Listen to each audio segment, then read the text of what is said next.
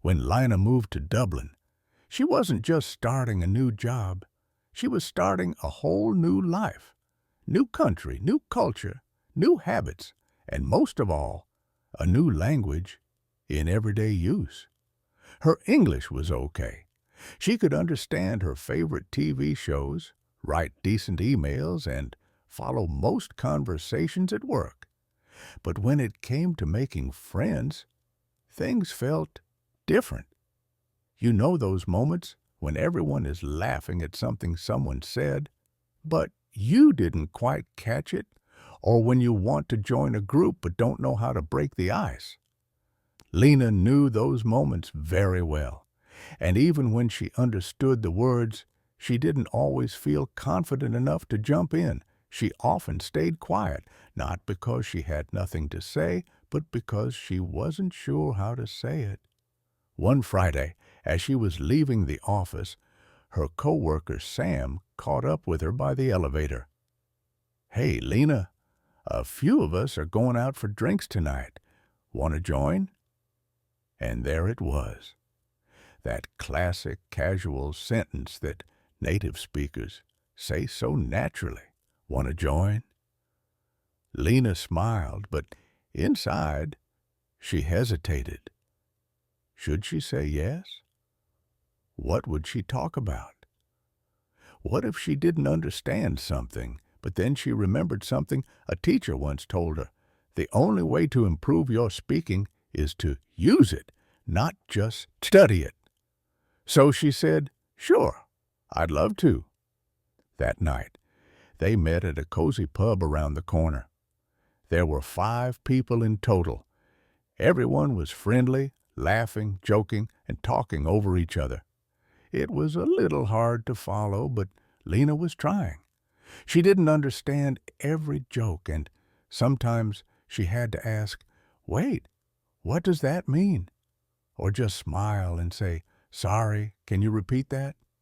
And you know what? No one minded. In fact, they appreciated that she was trying. One person even said, "Your English is great, and it's brave of you to join a group like this." That comment made her smile. It gave her just a bit more confidence to stay in the conversation. At one point, someone asked, "So, Lena, what do you do outside of work?" She paused, thinking of how to say it naturally. "Well, I like photography. I usually go for walks and take pictures of the city." "Cool, we should go on a photo walk one day," Sam said. That moment stayed with her. All she did was answer honestly and simply, and it opened the door to something more. Over the next few weeks, Lena slowly got more comfortable in English. She learned how people actually speak, not from textbooks, but from real life. She noticed that native speakers use short, relaxed phrases when talking with friends. "Ah, sure, you up for it?" instead of, "Do you want to go?" "We're grabbing coffee, want to come?" "Let me know if you're around this weekend." It wasn't about using big words. It was about sounding real. Lena started using those phrases too. When someone asked her plans, she'd say, "Not much, just chilling at home." Or when making plans, she'd say, "Sounds good, text me the details." The more she used English in her social life, the more natural it felt. Even small things like ordering coffee became chances to practice. She'd say, "Hey, can I get a cappuccino to go?" Or, "Could I have that with oat milk, please?" Every small interaction became part of her learning. One day, she decided to invite people herself. That was a big step. She messaged Sam, "Hey, a few of us are going to the art museum this Saturday. Want to join?" He replied almost instantly, "Sure, sounds fun. Who's going?" And just like that, she wasn't the guest anymore. She was the host. At the museum, She found herself introducing people, making small talk, even helping someone find the right words in English. A few months ago, she wouldn't have believed this was possible. Even small talk, something she had always found awkward, became easier. She learned phrases like, "Have you been here before?" "This place is cool, right? What kind of art do you like?"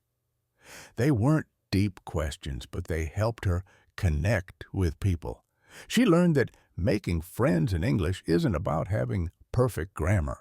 It's about being open, showing up, and staying in the conversation. You don't need fancy words to connect with people. Just say, "Hey, I'm new here. Mind if I join? I'm still learning, so feel free to correct me.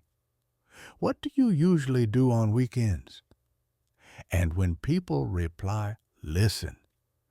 Don't stress about every word. Just follow the rhythm, catch the main idea, and respond honestly. Lena still made mistakes. Sometimes she forgot words or misunderstood a joke. Sometimes she said something that didn't quite make sense. But she laughed about it, asked questions, and kept going. And that made all the difference. When you speak English to make new friends, it's not about being perfect. It's about being real. Listen more, speak often, and don't be afraid to join the conversation. It's okay to ask questions. It's okay to not understand everything. What matters is that you're there, you're trying, and you're building something, one hello at a time. Every smile, every small talk, every simple "wanna join?" These are your real English lessons. Practice out loud, try different styles, and soon it will feel completely natural. Thank you for practicing with me today. See you in the next lesson.